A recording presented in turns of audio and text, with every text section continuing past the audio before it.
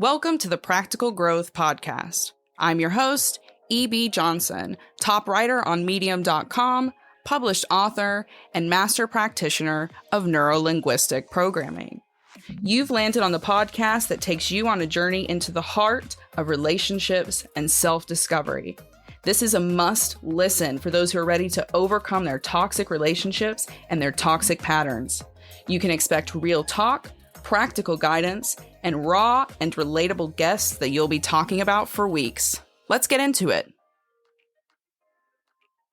Hello. Welcome to the Practical Growth Podcast. I am your host, E.B. Johnson, toxic relationships expert, top writer at Medium, and master practitioner of neuro-linguistic programming. We're back with another episode, and this week, you guys are going to love it. We're talking attraction. What is attraction? How does it work scientifically? Is it all about beauty? What makes us attractive? What do we find attractive? And how can we increase our attractiveness to find that perfect partner that we've been looking for? This is a great episode if you're in that kind of strange dating in between. So if you're ready to be a more attractive option, to figure out what you're really attracted to, or you just want to find out more about the science of attraction beyond face symmetry and Brad Pitt, then this is the episode for you. Just a quick reminder before we get started, the final round of applications for my one-on-one coaching program are open now. This is the last group of coaching that I'm going to be doing in 2021. So if you want to make sure that you're set up to go into the new year on the right foot, you need to apply now. Spots are limited and they are already filling up. So make sure you head over to therealebjohnson.com and you can find out what it's like to work with me, and you can also find the application. Next year doesn't have to be the way this year was. You can have stronger relationships with yourself, your partner, your friends, your family. You can self-actualize and you can regulate your emotions and have a happier, more resilient life. But it has to start with you, and it has to start with a choice. So head on over to my website, therealebjohnson.com, and you can find out more about what it's like to work with me, and you can also find the application and turn your life around for the better. Let's get into it. You know, attraction is such a big part of our relationships, and it is a core component. We need to be attracted to the people that we have around us, right? It makes sense. On a relationship level, yeah, we get it. But like even on a friendship level, you have to be truly drawn to someone for a solid, concrete, valid reason in order for you to be interested to keep it going. And then when you have that relationship, that attraction is a key component of keeping things together, keeping you focused on each other, compassionate and kind when you're being tested and challenged. When we're attracted to our romantic partners, we're more likely to overlook shortcomings, we're more likely to reach for compromise, and we're more likely to avoid conflict or find mutually beneficial ways of resolving that conflict. It's a bonding factor. But like so many of us have just come to accept this idea that attraction is a purely physical, purely superficial thing. And that's understandable because we live in this youth-obsessed culture that really, really focuses on this superficial, skin-deep level of beauty, which just, according to it, vanishes magically and mystically at the age of 30. But that's not a really accurate picture of attraction at all, especially because it's such a wide and such a varied thing. But what's probably really interesting about attraction is that it's not just this like superficial thing, it's scientific. There's a scientific basis behind why you get attracted to somebody, and very little of it actually has to do with how they look physically, right? Sure, that's a component, and for some people that matters more than others, but we all have different standards of what we're attracted to physically and what we find physically beautiful or sexually arousing. So, you know, that's something that's going to vary widely, and science has honed in on this. And when it comes down to actually being attracted to someone, there are 5 key components, and one of them is physical, it's beauty, but it's so small in comparison to the other portions. So the kind of first foundation of being attracted to someone is arousal. Now, this is not just sexual arousal, okay? Arousal can be a sexual thing, but it's not just a sexual thing. This is non-sexual arousal, and it's more like brain stimulation. It's someone who like inspires us, they might motivate us, they make us curious. They have a bit of an enigma or some mystery. They draw us in. There's a gravity to them.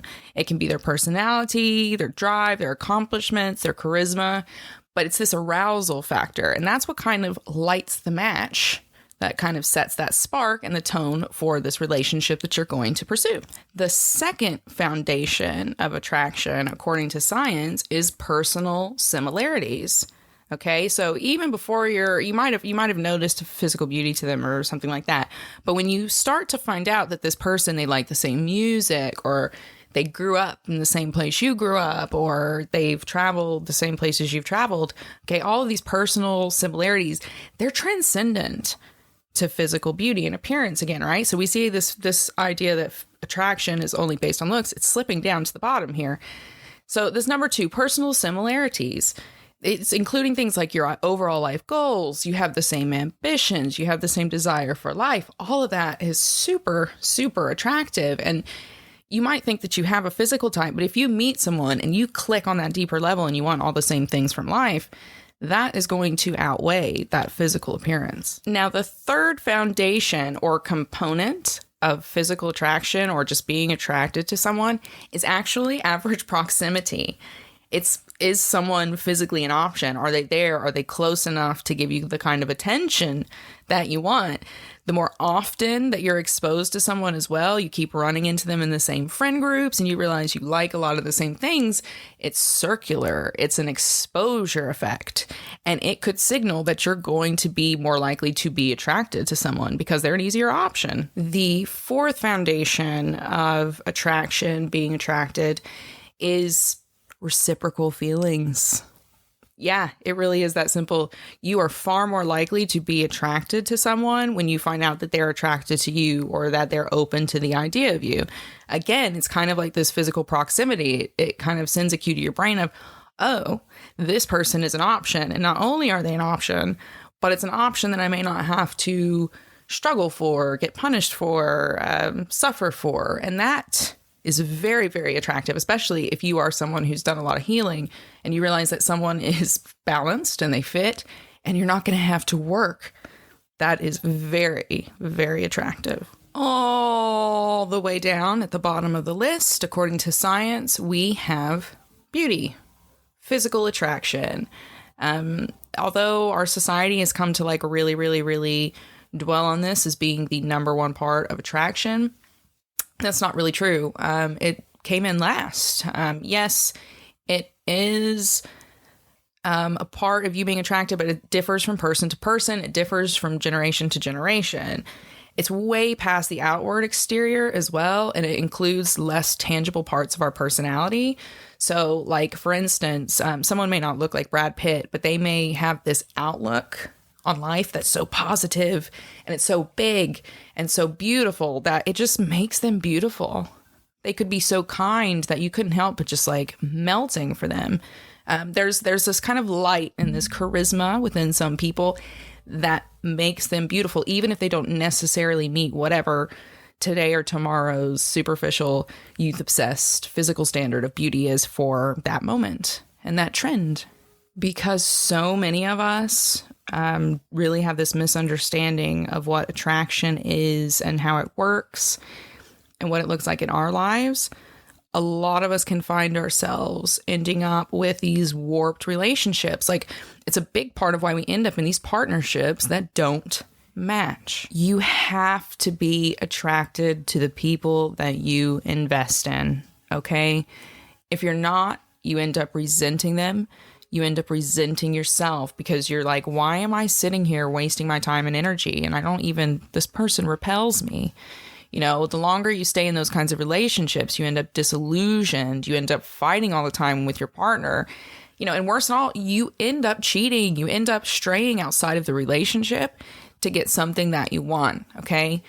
Attraction is so, so important, and it's got to be understood from every angle, and it's got to be kind of nurtured and maintained in these relationships that we build. It is a massive bonding agent. It's a massive component of maintaining that love and that passion and that spark. So we have to focus on what true attraction looks like in our relationships and what it looks like within us. How can we make ourselves more attractive partners, more attractive options to the people that we care for? I have had so many clients who have worked with me over the last few years who have really struggled when it comes to this idea of attraction. They've maybe been alone and been through a bunch of turbulent relationships and had their self-esteem battered. And they really come to this kind of self-loathing, self-sabotaging place, and they don't even remember who they are anymore. And they're like, EP, I just don't understand. I'm doing everything right. I run all the time. My body's better than it's ever been. I have the successful career. Why am I not attracting the right partners? Why am I attracting all these toxic people or all these leeches and these kind of parasitic partners? I just don't understand. It's because you don't have any idea what someone actually wants. You don't even know what you want. You've just gotten an article off the internet, or you read some book that Oprah told you to read, and now you think that you've got this blueprint for making yourself an attractive partner. And it's just not realistic, right? It doesn't matter if you've got 27 abs and a Ferrari in the driveway. If you've got no personality, you've got horrible self-esteem, you self-sabotage, and you are doing everything you can to like just be a miserable soul suck of a person with no hobbies or interests. Yeah, that person's not actually attractive.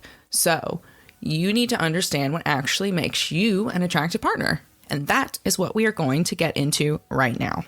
Attraction. How do we do it? How do we make ourselves more attractive? Okay, let's say you're single, you're dating, you're going through the hamster wheel, nothing's working. How can you make yourself a more attractive option?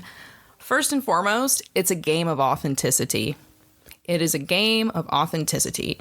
If you are not being your authentic self, you're not going to attract the right partners. You're not going to attract authentic partners, okay? You need to be your weird, quirky, imaginative self, okay? You have to stop, as they say, hiding the light under a bushel. You've got to step out and be who you were supposed to be so that you can attract people that A, fit that, complement that, and also are actually themselves. Because we don't want to attract, people who are lost, people who are pretending to be something they're not. Authenticity attracts authenticity. So first and foremost, you got to figure out who you are and what you want from your life. This next one is a bit of a doozy, and this next one is one that my clients always have a bit of a revelation with, and that is you got to heal. If you want to be attractive to someone, you really have to heal. You got to get rid of all your emotional baggage and that heaviness. You got to stop self-sabotaging and be confident in who you are and the life you're creating for yourself. Okay? No one wants a mess. You don't want to invite any more messes into your life. You don't want to attract that. So why would someone else be attracted to that? You got to heal. You got to get past your people pleasing. If you've got these compulsive insecurities, all of that needs to be addressed so that you can come to the table the best possible version of yourself, so that you can come to the table and attract the best possible partner for you and the future that you're building. Number 3, what do you think, folks? Is this the point I'm going to tell you to get out those joggers and get a bunch of plastic surgery? Absolutely not. Absolutely not. If you want to be more attractive, you got to stop taking everything so seriously. Oh yeah, you heard me. You got to stop taking everything so seriously. You have to stop marching into every relationship like it's the final battle scene from Braveheart. Okay? Have fun. Relationships are meant to be, they complement our life. So they should be fun. It's like an ornament on a Christmas tree. That's how we have to view our relationships. It's a part of the whole picture of our lives. It can be big and beautiful and flashy, but at the end of the day, it's just another part of the decor. It's another part of that beautiful package that we've created for ourselves. Okay, so have fun with it. You don't have to go into every relationship thinking this is going to be it. We will be together for 70 years and we will write each other letters through our dementia. That's not realistic. Okay, so just have fun. Some relationships are for a season, and then they inform us and teach us what we really want from those relationships that we ride off into the sunset with. Oh man, I could write a book on this one, folks. I could really write a book on this one. The fourth part of making yourself a more attractive partner, a more attractive friend, hell, even a more attractive business option, you got to practice integrity. You got to do the right thing. And that's not to say that you go to Africa on a mission trip and then post about it for 14 days and tell everyone all the work you did. No, it just means that in that moment, in the real moment, you see someone drop their wallet, you pass a guy on the street and you have 50 cents in your pocket, you do the right thing. If you get something wrong, you stand up and say, yeah, I made a mistake. What can I do to not make that mistake again? You take responsibility for your life. You take responsibility for your own happiness. Okay? Accountability is a part of integrity. And when you live in line with that integrity and you do the right thing by yourself and for yourself, day in and day out, you attract partners who do the same. And imagine that. Imagine if you had a partner with integrity who always did the right thing, who didn't hide things, who didn't, force you to question yourself in your relationship with them because you knew that they were a good person and they were always going to do the right thing. Okay? You have to be what you want to attract. That's ultimately what I'm getting at here, okay? So that fourth part, you got to practice integrity. If you want a partner with integrity, you have to be a partner with integrity. Number 5 is my favorite. I will confess that. And it might be because 5 is my lucky number. I don't know. But the 5th part of making yourself, an attractive partner, an attractive friend, again, even an attractive business partner, is meeting your own needs. Having an ability to meet your own needs. That's right. You can make yourself happy. You can make your own money. You can stand on your own emotionally. You're not afraid to be adventurous on your own and explore things. This is attractive. We find this attractive in other people. We find independence and stability materially, emotionally, physically. We find all of those things attractive in other people. Guess what? It's attractive in us too. Okay? It doesn't matter. Male, female, whatever. Women, men like independent women. They do. They do like women who can care for themselves and who can stand on their own and not get crushed by the hardships and the chaos. Okay? So this applies for everyone. You need to be meeting your own needs. Stop confusing your worth with the needs of other people. Invest in quality self-care. Look after yourself. Feel confident on your own. Complete yourself. Don't expect anyone else to make you happy or to hand you that future that you want so badly, right? That's not your partner's responsibility. It's not your friend's responsibility. Your family past a certain point, it's not their responsibility either. You're the only one who can make yourself happy. So meet your own needs. Do it. Don't expect someone else to take care of you. Oh, number 6 is a big one. And this is, I think, probably what most people find the hardest when it comes to being a more attractive person and in general, and that is finding confidence. You have to have confidence in yourself and your life to be attractive. Really, think about it. Think about the most confident person you've ever been around, especially if it was, someone close to your age or someone that you knew was a single viable romantic option. That confidence, it's almost an aphrodisiac. It draws us in. It's a charisma. It's a magnetism.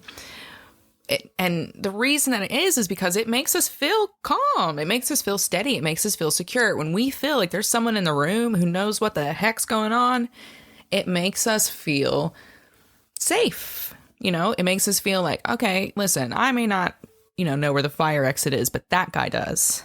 That's attractive. So get proactive. Stop waiting for a partner to waltz in your life and make you feel good about yourself. It's not going to happen. Identify your strengths. Use them to bolster your courage. Do things that you're good at. Okay? And then once you're on that high, look at your weaknesses and embrace them and see them as the whole picture of who you are, as this beautiful, wonderful person. That self-acceptance is that foundation to confidence. And once you have that confidence, you're one heck of an attractive option. All right. Now, the seventh and final piece of the making yourself attractive puzzle. Get out your pencils if you haven't already. Uncovering true happiness for yourself. Yes, you need to be happy, whole, and self-actualized to make yourself an enticing and irresistible option to others. Yeah, we like confident people. We like people that know what they're doing and people who are fun and easygoing. But we also like people who are happy.